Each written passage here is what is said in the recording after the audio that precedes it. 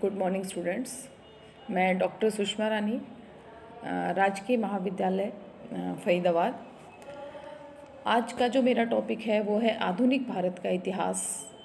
उसमें से एक मैंने जो टॉपिक लिया है वो है आंगल मैसूर युद्ध।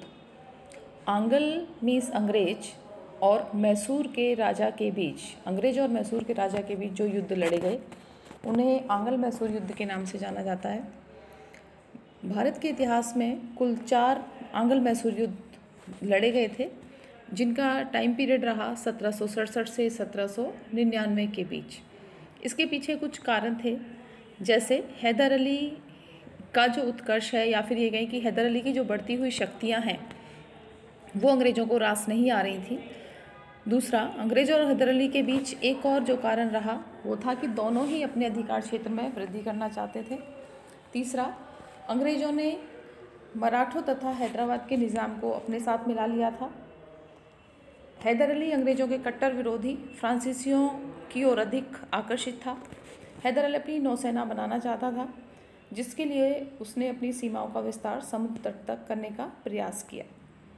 इसके बाद अब हम पहला जो युद्ध उठाते हैं वो है प्रथम आंगल मैसूर युद्ध, जिसका समय है 1767 से लेकर 1799। अब पहला आंगल मैसूर युद्ध में अंग्रेज़ों ने मराठों और हैदराबाद के निज़ाम को, हमने जैसे पहले ही पढ़ा है, उन्होंने हैदराबाद के निज़ाम और मराठों के साथ संधि कर ली थी। उनके साथ मिलकर उसने मैसूर पर आक्रमण किया और अंग्रेज़ों का जो नेतृत्व कर रहे थे वो थे जनरल जोसेफ स्मिथ। दूसरा, हैदर अली ने कूटनीति का प्रयोग कर मराठों और हैदराबाद के निज़ाम को अपनी तरफ मिला लिया था और इस युद्ध में अंग्रेज़ों को बहुत बुरे तरीके से पराजित किया। तीसरा, उसने मराठों निज़ाम के साथ मिलकर मद्रास को घेर लिया, जिससे अंग्रेज़ बुरी तरीके से भयभीत हुए और उन्होंने 4 अप्रैल 1769 को मद्रास की संधि की। इस संधि की कुछ शर्तें थीं, जैसे अंग्रेज़ बंदियों को छोड़ दिया गया, दोनों ने एक दूसरे के जितने भी क्षेत्रों को जीता था वो सारे वापस कर दिए, अंग्रेज़ युद्ध के दौरान हुई युद्ध हानि का हर्जाना देंगे, किसी भी आपत्ति के समय एक दूसरे का सहयोग करेंगे। परंतु अंग्रेज़ों ने धोखा दिया और 1771 में जब तीसरी बार मराठों ने मैसूर पर आक्रमण किया तो अंग्रेज़ों ने मैसूर के जो शासक थे हैदर अली, उनकी मदद करने से मना कर दिया।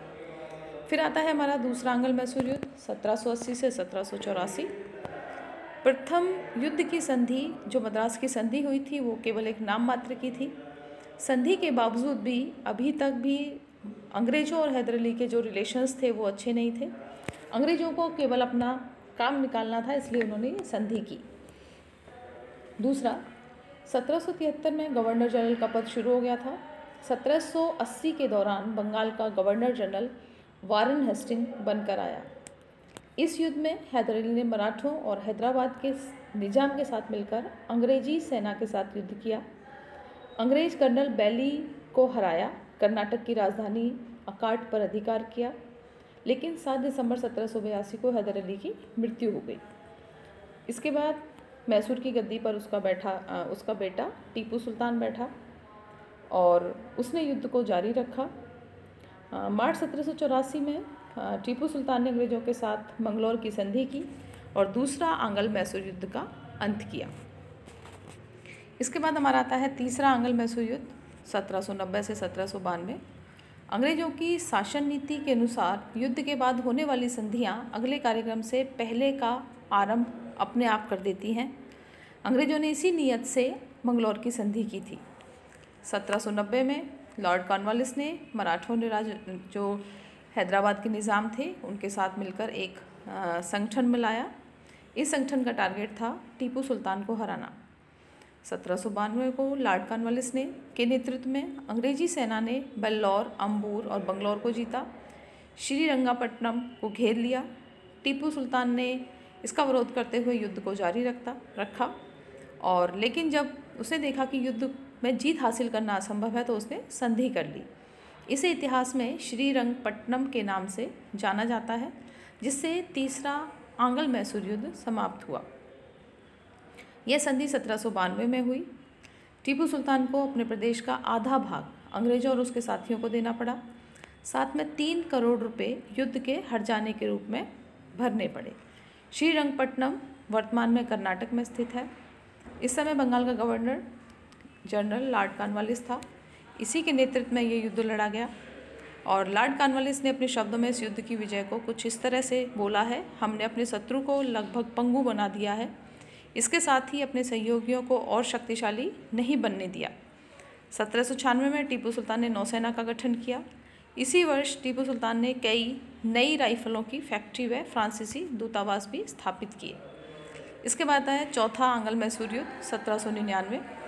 अंग्रेजों का ध्यान फिर से मैसूर की तरफ आकर्षित हुआ। तीसरे मैसूर युद्ध के बाद टीपू के सुल्तान की जो शक्तियां हैं वो कम हो चुकी थी, क्योंकि उसका आधा साम्राज्य उससे जा चुका था।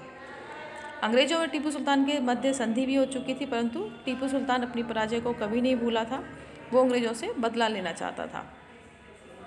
इसके चलते उसने यूरोप में फ्रांस की सरकार से संपर्क किया और फ्रांसीसियों को उसकी सेना में भर्ती किया। वेल्जली ने भारत आते ही परिस्थिति का शीघ्र ही अध्ययन किया और समझ गया कि युद्ध जरूरी है। वेल्जली ने युद्ध की तैयारी शुरू कर दी और इससे पहले उसने निज़ाम और मराठों को अपने साथ मिलाया। 1799 में बंगाल के गवर्नर जनरल लॉर्ड वेल्जली ने टीपू सुल्तान के साथ संधि का प्रस्ताव भेजा, जिसे टीपू ने अस्वीकार कर दिया और तीसरा मैसूर युद्ध का ये बहुत बड़ा कारण था। और इसी के बाद वेल्जली ने मैसूर पर आक्रमण किया। 4 मई 1799 में चौथा आंग्ल मैसूर युद्ध हुआ, जिसे लड़ते हुए टीपू सुल्तान की श्रीरंगपट्टनम के दुर्ग में ही मृत्यु हो गई। इसके साथ ही आंग्ल मैसूर युद्ध हमेशा के लिए समाप्त हो गया। युद्ध के पश्चात जो इसके रिजल्ट्स निकले, लॉर्ड वेल्जली ने मैसूर साम्राज्य के सूंदा, हर, पोनेली जिलों को मराठों को देने की पेशकश की, जिसे बाद में मना कर दिया गया। निज़ाम को गूटी व गुर्रमकोंडा जिले दिए गए। अंग्रेजों ने कनारा, वायनाड, कोयम्बटूर, द्वारपुरम, श्रीरंगपट्टनम पर अधिकार किया और मैसूर का नया राज्य एक पुराने हिंदू राजवंश के कृष्ण राज्य तृतीय को, जो वाडियार वंश के थे, उन्हें सौंप दिया गया, जिन्होंने सायक संधि स्वीकार कर ली। तो इस तरीके से आधुनिक भारत के इतिहास में 4 युद्ध जो है वो एक बहुत महत्वपूर्ण माने जाते हैं।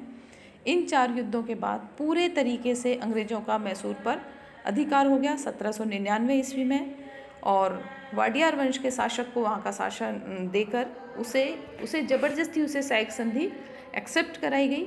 और वो चाहे शासन वो चला रहे थे, लेकिन अप्रत्यक्ष रूप से उसके जो ऑनर थे, उसके जो फुल ऑल ओवर जो पावर्स थी, वो अंग्रेजों के हाथ में थी। धन्यवाद। Thank you.